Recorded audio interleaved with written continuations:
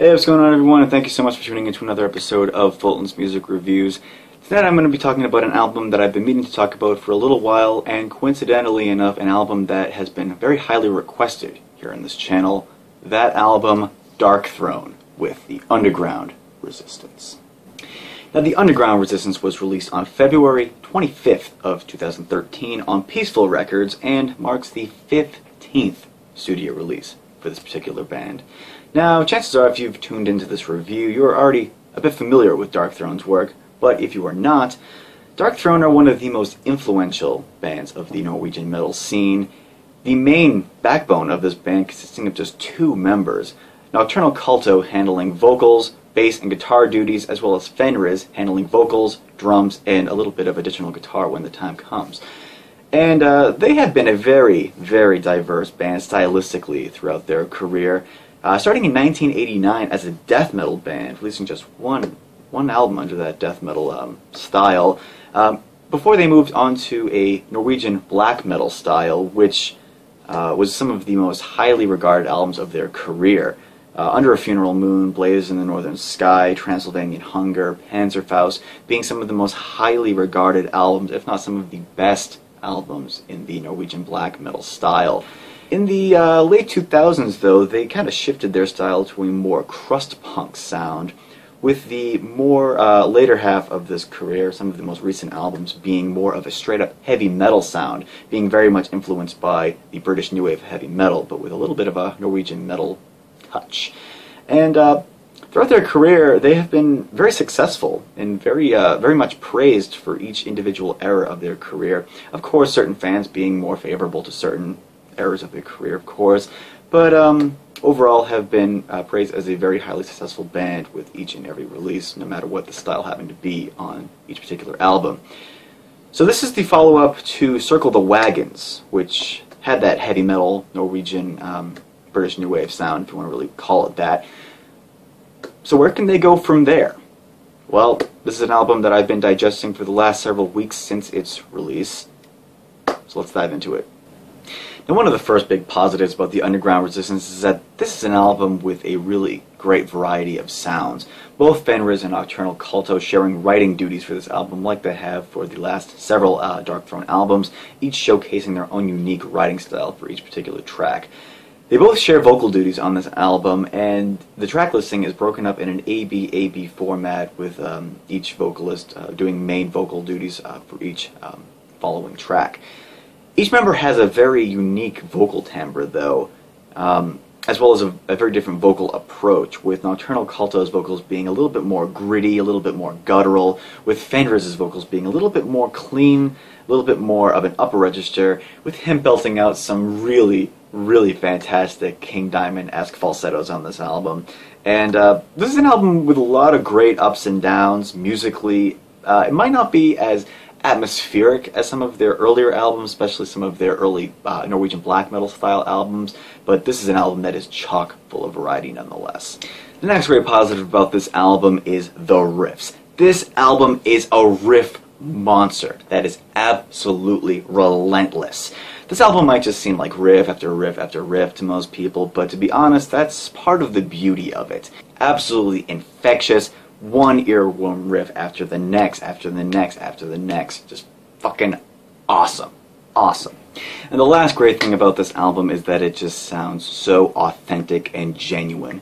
I mean, this album sounds like it could have been straight from the late 70s and early 80s.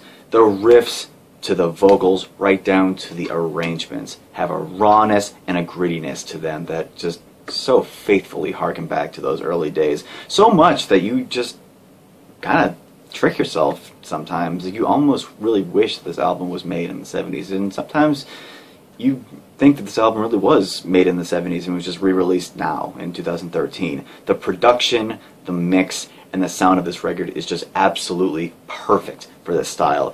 I mean, Darkthrone, as I said in the beginning, have been sort of all over the place over the years when it comes to their sound, but probably even more all over the place when it comes to just the overall sound and the production of the albums. To me, I thought Circle the Wagons, the album before this one, was a little bit thin, but on the Underground Resistance, they friggin' nailed it on this. Just absolutely perfect sounding record for this. Now, getting into some of the negative critiques of the Underground Resistance, the first one, as a sort of a general statement, the vocals on this album may be a little bit of a turnoff, especially for older fans of Darkthrone or some possible newcomers to the band. I mean, there may be some who favor one vocalist over the other, therefore you might just only dig half of this particular album.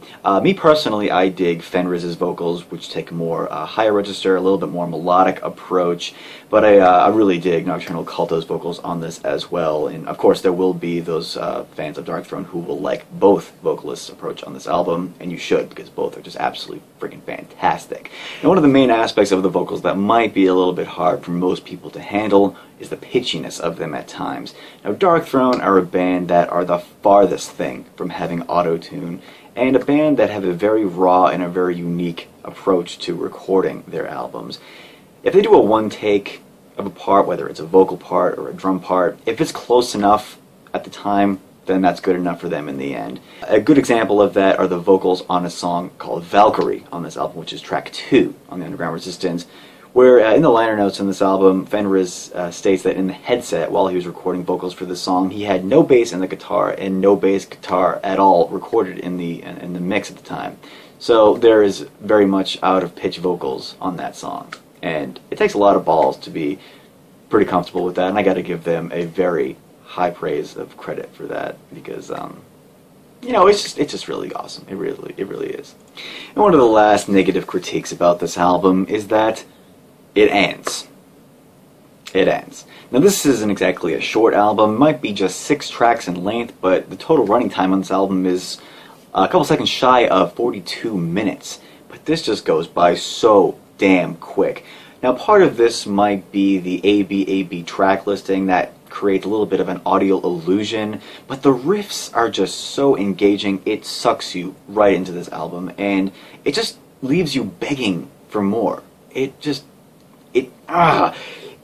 that was the intention, then they definitely succeeded on that one. But in my opinion, one short banger added to the end of this album probably wouldn't have hurt anything in the end. But either way, when this album ends, you just want to put it on again, because each and every listen just flies by, and you just want to relive the experience all over again. So, two huge thumbs up for that. It's amazing. So overall, as for my final thoughts and grade on the Underground Resistance, this is an album with a great variety of tracks, amazing and infectious guitar riffs, a really genuine and retro sounding aura about it. I mean, this just sounds like it could have been straight from the 70s, as I said. My personal favorite album of this new era for Darkthrone, just an amazing cover art and package, as being the digibook version of it.